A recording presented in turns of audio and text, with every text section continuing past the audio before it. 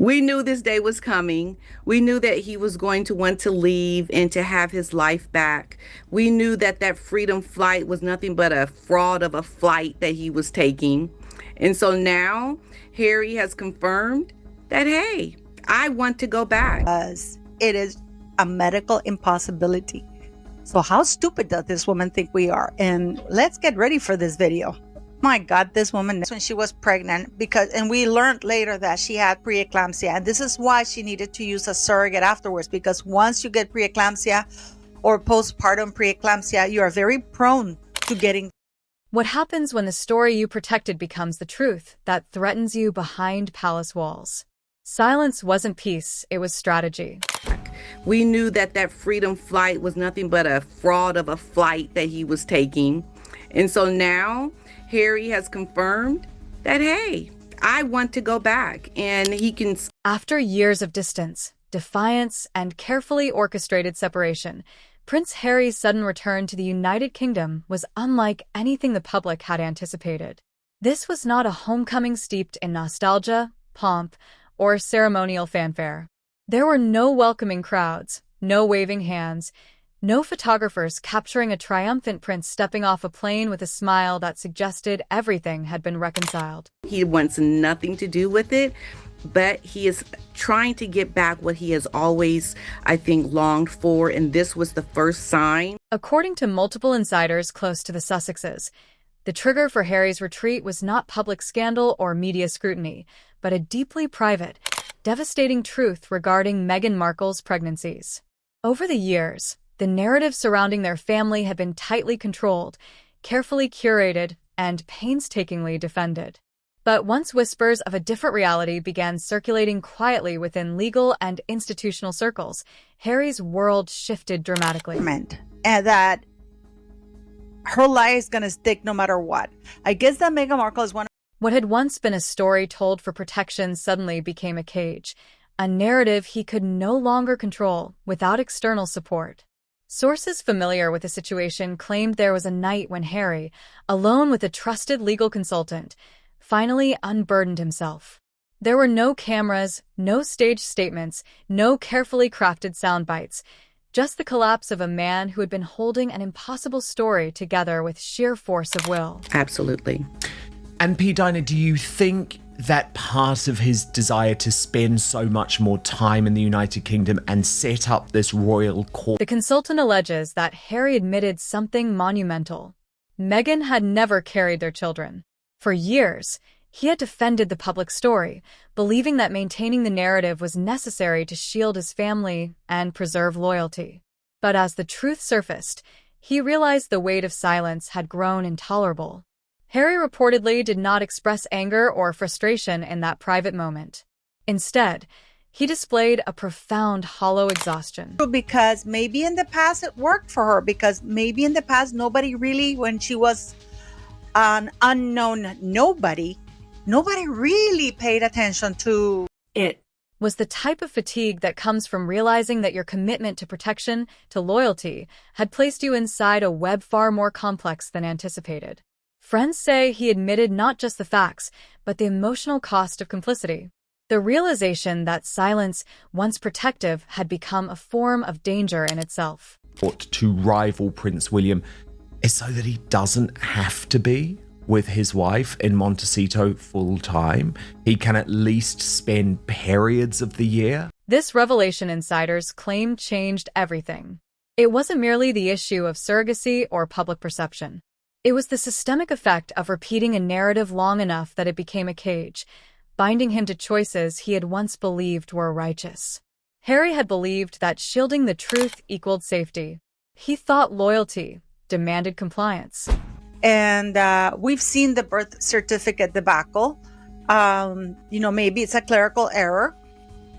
I don't know, or maybe it's whatever. We've seen the stories that for years that belief held until it didn't. The exposure of private details, even in controlled legal settings, revealed the fragility of these assumptions. Observers close to him emphasized that Harry was not angry at Meghan or seeking confrontation. He was hollow, drained, and struggling to reconcile the intentions of the past with the consequences of the present. His confession to the consultant was an acknowledgement of the collapse of protection, the point at which personal loyalty collided with institutional vulnerability, and the moment when silence no longer provided safety, but became liability. Because, she had the backing of the royal household. She still, to a large degree, does, because those kids are in the line of succession, which they shouldn't be. We know the mystery around the birth. Central to the unfolding story is a figure identified only as DL, a woman whose identity remains protected. According to sources, DL is the biological mother of Harry and Meghan's children, a surrogate whose existence was systematically erased from public acknowledgement. She did not enter the public eye willingly. Instead, she was silenced, not emotionally, but procedurally. For years, she remained invisible, her role in the narrative completely unacknowledged. The documents, contracts, and public records were allegedly structured in a way that left no trace of her involvement.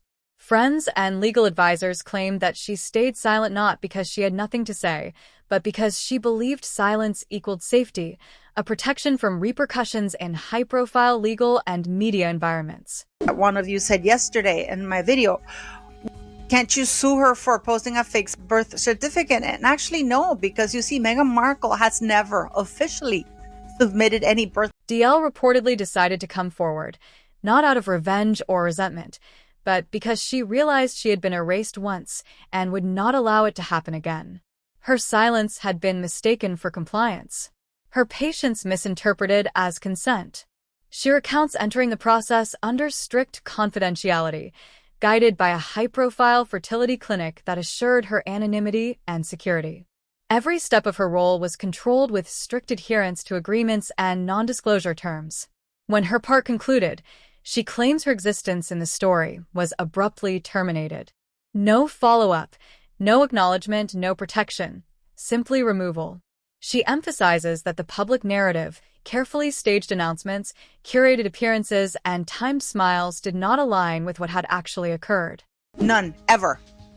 The only one that we've seen is Archie's birth certificate, which was later amended to include her being called Her Royal Highness, and she didn't want to have her name. But according to DL, Archie was born weeks before the public was informed in private, away from cameras and hospital floors. This means that what the world perceived as a birth announcement was in reality an insertion into a narrative designed to maintain appearances. DL asserts that Meghan never went through labor in the way the public believed, suggesting that every public appearance, statement, and photograph became part of a meticulously constructed performance rather than documentation of reality. Her account, if accurate, reframes the entire story, challenging the sequence of events, the public perception, and even the understanding of family roles within the Sussex household. The implications extend beyond personal betrayal. They touch legal and institutional vulnerabilities, exposing cracks in a narrative once thought secure. DL's emergence into the story represents the beginning of an unraveling that the public has yet to fully comprehend. She didn't put it out. This is the press that went and requested a certified copy, according to what DL traces the start of the unfolding narrative back to late 2018.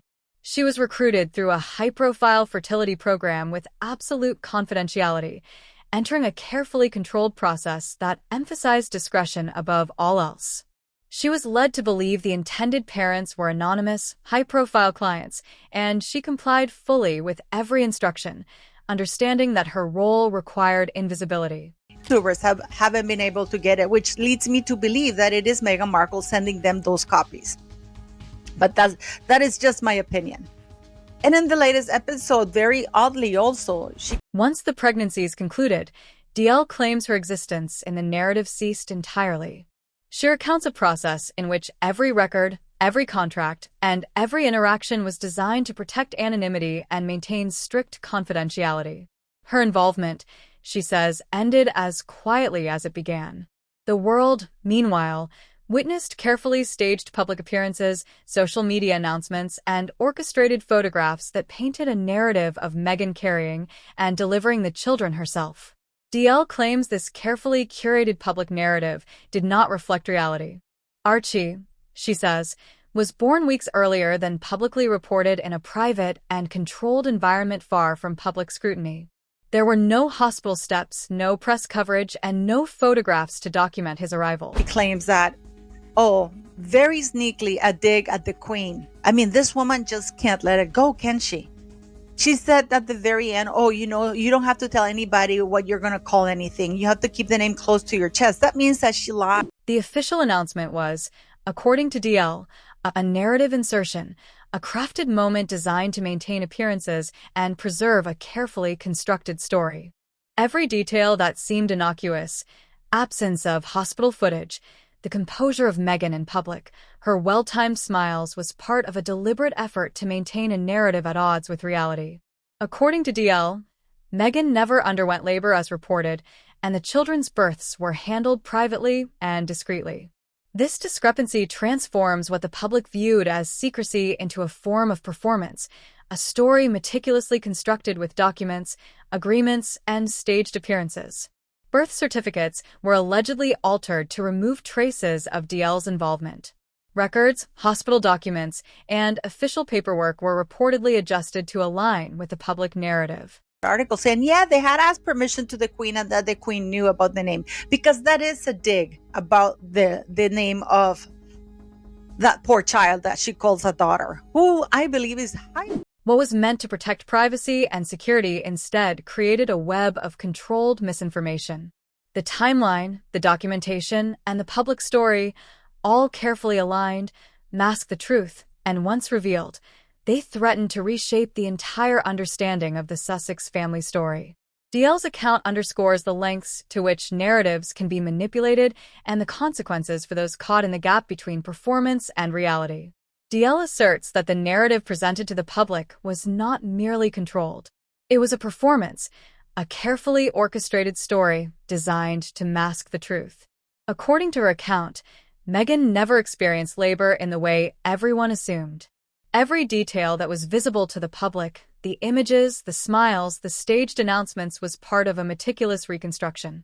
It's so that he doesn't have to be with his wife in Montecito full time. He can at least spend periods of the year away.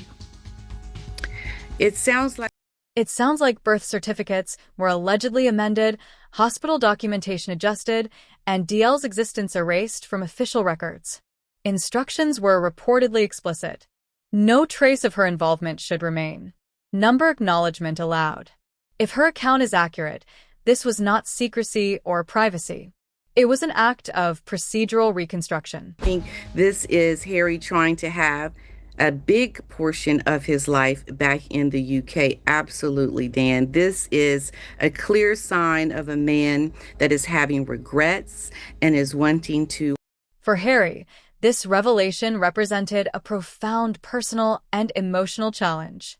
He had participated in the narrative believing it protected his family, believing that silence and compliance equaled safety. But once these documents and timelines were scrutinized, it became clear that what had. Wants to get back to that life because that is who he is. That is why he was born, essentially. Really, that's what Diana said. He is the spare. Friends note that Harry was not outraged at Meghan personally, but was deeply affected by the systemic consequences of maintaining a story that was no longer accurate. The narrative had grown beyond the control of those who had built it. Birth. He wants to get back to that life because that is. Moreover, the implications extended beyond private family matters. Procedural and legal systems were now involved. Timelines, records, and agreements created a vulnerability within the very structures meant to safeguard succession, inheritance, and institutional continuity. The public, accustomed to seeing a composed Meghan and a defiant Harry, remained unaware of the intricate orchestration behind every appearance. What seemed like personal secrecy was, in fact, a carefully curated performance designed to protect both image and legal standing. But this performance came at a cost. It created a web of potential exposure, and Harry's realization of this shifted his priorities. In a special kind of way. Yeah, absolutely. Indeed, and according to insiders, the transformation in Harry was immediate.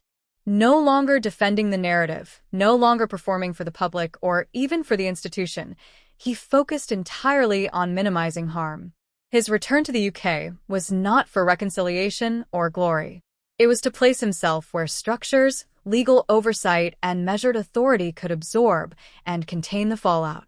What had been performance for the public had become peril for private lives, and Harry's retreat was the first step toward managing the consequences of a story that had finally outgrown the hands of those who had constructed it. Is horrified about, and I don't blame him. Prince Harry's retreat to the UK was never meant to be a public display. It was a strategic move into the one environment capable of handling the magnitude of the truth about Meghan Markle's pregnancies. The monarchy, an institution built to endure scandals, missteps, and explosive revelations, functions through rigid protocols and legal frameworks. In Harry's eyes, returning to the palace was not an emotional journey. It was a calculated step into the only structure capable of absorbing a story of this scale without catastrophic collapse. Legal teams, administrators, and advisors became his first point of contact, guiding him through a labyrinth of documentation, timelines, and obligations that had suddenly become urgent. Every possible manner. Yeah, I mean, as long as Meghan is still... Every question Harry asked was driven by clarity and protection, not optics. He wanted to know the legal standing of the children, the integrity of records, and how to contain exposure, not how the public would react. ...of heart around his life and wanting to really go back to... The stakes were extraordinary. According to insiders, Harry quickly realized that stories about surrogacy, public appearances, and birth timelines were not merely personal or emotional matters. They were potential legal liabilities capable of affecting succession, inheritance, and public trust. The monarchy's role, often invisible to the outside world, is fundamentally structural.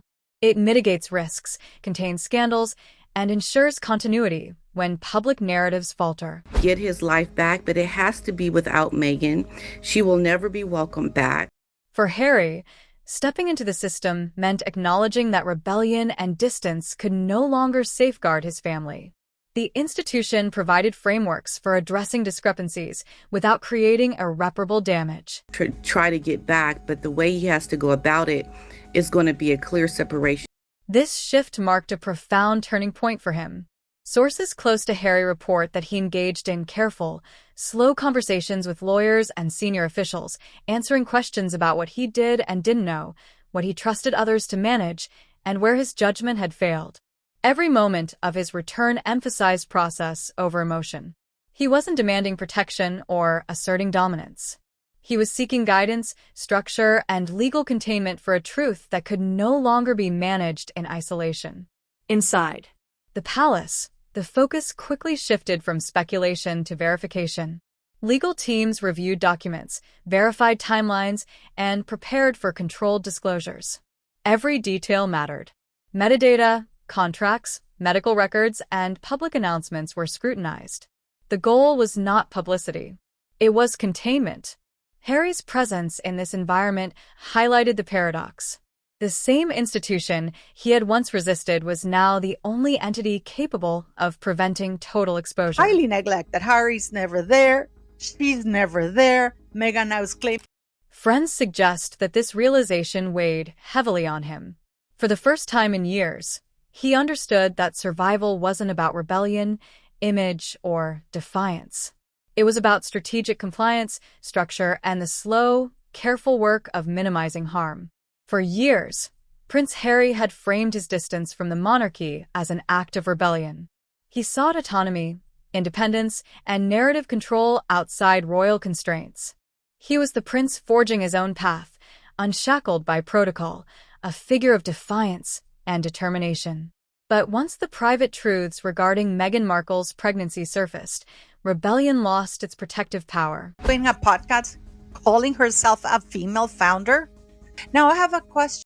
Friends and insiders describe Harry's transformation upon returning to the UK as profound.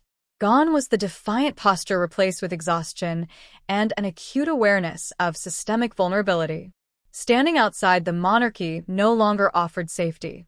The narrative had grown too large, too entangled, and too volatile for one individual to contain. What had once been an instrument of freedom, distance, now threatened to become a source of liability. Inside palace walls, Harry, reportedly engaged in careful conversations with lawyers, advisors, and institutional strategists. The discourse shifted from personal emotion to legal risk, from optics to exposure. Friends note that Harry's focus moved away from defending Meghan, protecting public perception, or asserting his independence. Instead, he concentrated on minimizing harm, understanding that the consequences of narrative discrepancies would inevitably extend to his children, the monarchy, and the institution itself. Every private discussion, every acknowledgement, every answer became part of a deliberate effort to contain risk. Why isn't the Netflix brand in Rebellion in this context was no longer effective. The tools Harry had once used, distance, controlled appearances, curated statements, were now insufficient to manage the fallout. Legal scrutiny, institutional responsibility, and public curiosity had converged into a pressure far greater than individual defiance could withstand. Friends say that Harry became introspective, replaying years of decisions, searching for the moment when protective intent shifted into unintentional complicity. His energy, once directed outward at shaping perception, turned inward toward assessing what could be managed, verified, and contained within the palace's structural framework. Netflix was never a partner. In fact, Ted Sarandos in a conversation said that Netflix was. This collapse of rebellion was both humbling and unavoidable. Harry reportedly experienced moments of profound isolation, realizing that the loyalty and silence he had embraced for years had contributed to a system of exposure rather than protection. The story he had once controlled was now uncontrollable, and every action inside the institution was dictated by the necessity of survival rather than choice. Harry's rebellion, once a badge of courage, had reached its limits. Inside the palace, defiance became obsolete, replaced by reflection, calculation, and a keen focus on the preservation of legacy, reputation, and the future of his children. The story had outgrown him, and he now had to step inside the very system he had tried to escape. Rebellion had ended. Survival had begun. Did gain 65 pounds. She gained 65 pounds when she was pregnant. As Harry navigated the complex and controlled environment of the palace, one concern eclipsed all others: the welfare and legacy of his children. Sources report that repeatedly Harry asked the same question in different ways. What happens to Archie and Lily? Not titles, not accolades, not headlines.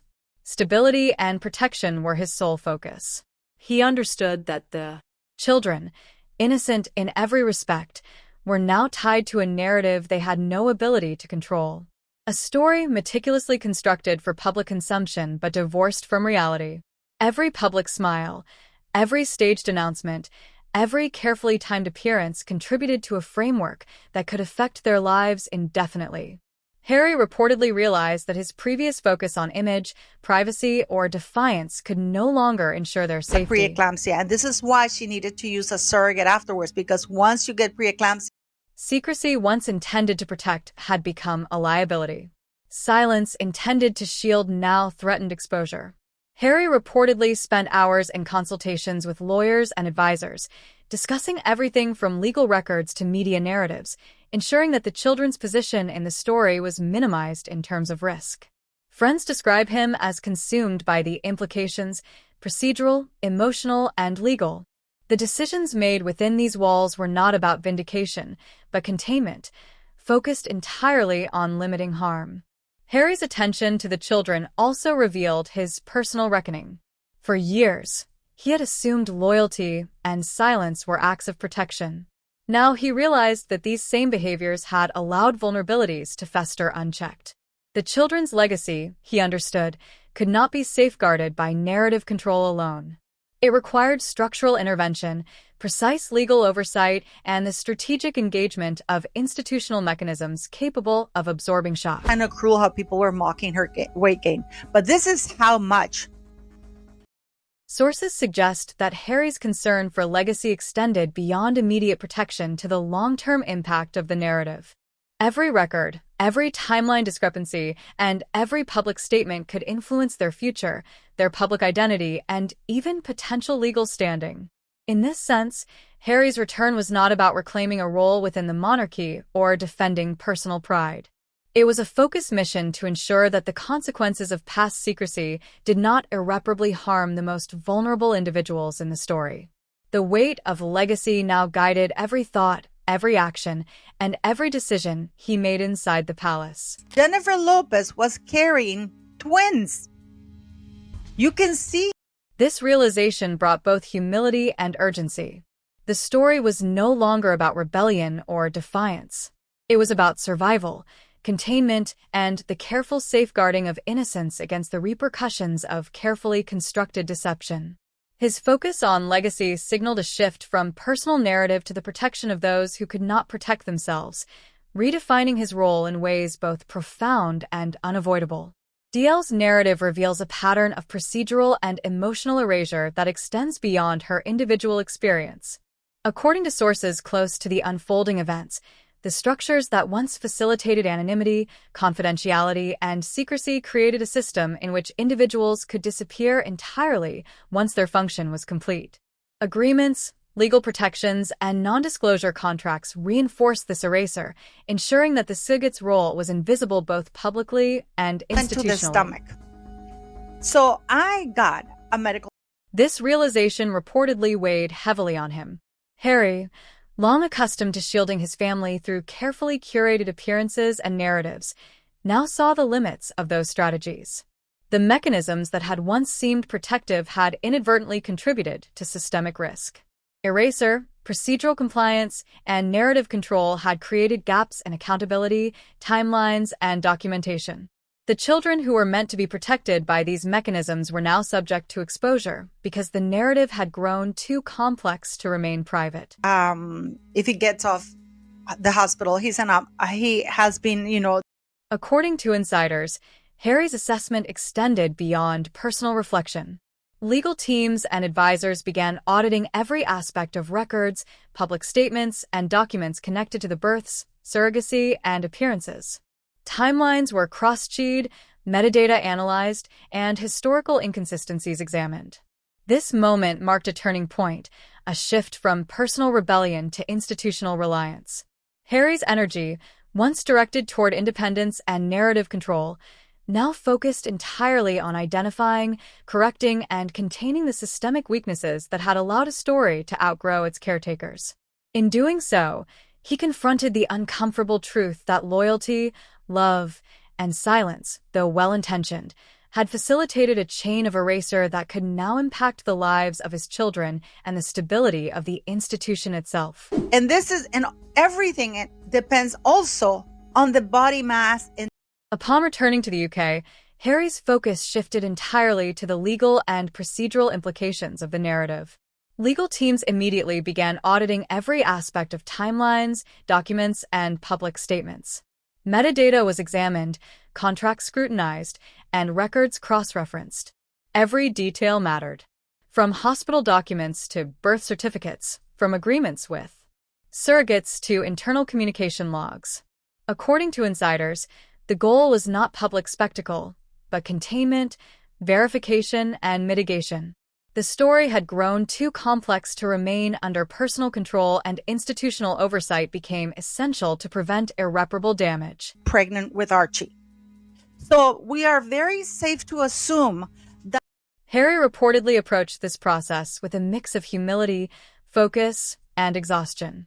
He answered questions slowly and carefully, acknowledging what he did not know, what he had trusted others to manage, and where decisions had been delegated. Friends emphasized that this was not defiance or argumentation. It was acknowledgement of the scope and gravity of the situation. The exposure of DL discrepancies in birth records and timelines of public announcements meant that the potential legal implications were significant, extending from succession concerns to procedural accountability. 0.5. But let's say, so if her body weight, if her BMI is... The scrutiny extended beyond Harry himself. Legal teams reviewed all documentation and testimony for accuracy, verifying every claim with precision. Old questions resurfaced: timelines of birth, the role of surrogates, public appearances, and statements made to the media. Each inconsistency, however minor it had seemed in isolation, now carried weight. The monarchy, accustomed to managing high-profile scenarios, treated these matters with clinical precision. Every detail could potentially affect legal standing, institutional continuity, and public perception. People who have a body BMI of between 18.5 and 24.9. Insiders note that Harry's return was marked by a conscious shift from defiance to careful cooperation. His focus on minimizing risk, protecting the children, and ensuring accurate documentation illustrates a profound recalibration. Legal and procedural oversight replaced rebellion, image management, and public performance. The stakes were immediate, real, and high. What had once been a private narrative had entered a zone where personal and institutional consequences intersected, and every action, decision, and acknowledgement mattered. For Harry, the return was not a reunion or a reclaiming of authority. It was a calculated engagement with systems capable of absorbing the fallout that had outgrown individual control. Pounds, right? And women with BMI over 30, BMI, body mass, should gain 11 to 20 pounds maximum. So the heavier you are, the less weight you're supposed to gain. And this is absolute. Inside the palace, Harry faced more than institutional complexity. He confronted a profound personal reckoning. Friends and insiders report a marked change in his demeanor, quieter speech, a gaze that lingered inward, fragmented sleep, and hours of solitary reflection. It wasn't Meghan's alleged deception alone that weighed on him. It was the realization of his own complicity. Years of love, loyalty, and the desire to protect had blinded him to the structural realities of the systems he tried to navigate from afar. Every decision he made, every narrative he upheld, and every carefully managed silence suddenly revealed itself as a series of compromises with unintended consequences. Questions haunted him incessantly. At what point should I have stopped believing and started asking? Where did protection turn into complicity? Friends describe a man haunted not by anger, but by the crushing weight of self-reflection. There was no public drama, no heated confrontation, just a quiet, pervasive awareness that the story he had believed in, fought for, and defended had grown beyond his control. The realization was both liberating and devastating. Their variant here that we're going to take into consideration is the weight of the baby. Because some babies weigh 8 pounds, not even 9 pounds, or my son weighed 6 pounds, 7 ounces. But he gave me an average of 7.5 pounds. That's what the baby weighs, right? The placenta is 1.5 pounds. The uterus. Sources close to the palace describe Harry's mental pivot as a defining moment. He shifted from a mindset of protecting Meghan to one focused squarely on minimizing harm. And this strategic recalibration influenced every step he took inside the UK. Minimizing harm, insiders note, required surrendering control, a notion completely antithetical to the independent, defiant approach he had maintained for years. It was a sober, calculated response to a story that had grown beyond the ability of any individual to control. Legal and palace advisors, recognizing his sincerity and urgency, guided him through the technical, procedural, and legal complexities of the unfolding narrative. Every decision was influenced by the dual objectives of shielding the children and ensuring the story did not irreparably damage both family and institution. She gained 50 pounds in the entire pregnancy. Now, Meghan Markle claims that she gained 65 pounds, but it all went as speculation swirled across media outlets, tabloids, and social platforms. Harry's response, or lack thereof, became a statement in itself. He remained silent. No denials, no leaks, no public rebuttals. Insiders emphasized that this silence was not a display of confidence or indifference. It was a deliberate, calculated strategy, reflecting the understanding that every public word carried potential consequences, and speaking prematurely could create irreparable chaos. Within palace walls, His absence from the public debate became a buffer, allowing lawyers and institutional strategists to manage the story with precision and control. So I got a medical doctor, and this is what he basically sent to me. This doctor. Advisors reportedly stressed that any misstep could magnify risk, making discretion the most powerful tool in Harry's arsenal. Silence allowed them to verify documents, cross-check timelines, and assess potential fallout before any narrative reached public consumption. For Harry, this meant accepting a rare form of powerlessness. He could not influence public perception directly, but he could guide the mechanics of containment from behind the scenes. As days turned into weeks inside palace walls, Harry came face to face with a sobering reality. Consequences are unavoidable. Whether through DL's testimony, discrepancies in documentation, or public announcements that had been carefully orchestrated, the narrative had grown beyond personal control. Advisors repeatedly emphasized that history could not be rewritten. He has been, delivering babies for almost 21 years. He's an expert. He's one of the leading people in his field. And Inside consultations, conversations turned cold and calculated.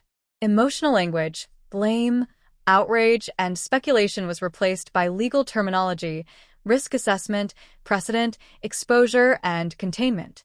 Insiders claim Harry's focus was singular: absorb what he could, prevent escalation, and prioritize the children's welfare. This was not about defending Meghan, asserting defiance, or reclaiming public narrative. It was about managing fallout within the framework of institutional oversight.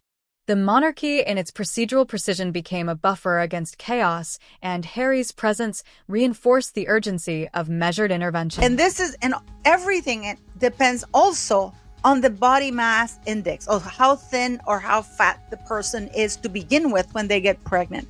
We know that Meghan Markle was very thin when she claimed she got pregnant with our. The realization was transformative. For years, secrecy and silence had seemed protective. Now they were revealed as imperfect tools, insufficient to fully shield those he sought to protect. Advisors reminded him that no solution would be flawless. There would be consequences, unavoidable and lasting, and the key was to manage them strategically. Harry reportedly embraced this, redirecting energy from frustration to problem-solving. He absorbed guidance, accepted procedural oversight, and positioned himself to act as a stabilizing agent within the institution. That her, like her body mass index was around 18.5. But let's say, so if her body weight, if her BMI is. Sources emphasized that Harry's return was about survival, not glory. The narrative he once controlled had exceeded his personal capacity, and the consequences extended far beyond him. Protection, loyalty, and love, sincere and well-intentioned, had collided with immutable reality. What emerged was a story of reckoning for institutions, for individuals, and for the lives of the children caught at the intersection of secrecy and exposure. Prince Harry's homecoming was not for celebration, reconciliation, or public spectacle. It was a measured, sober confrontation with realities that no performance could erase. The story now beyond individual control demands reckoning, careful intervention, and acknowledgement of consequence. Harry returned for survival of family, legacy, and truth itself.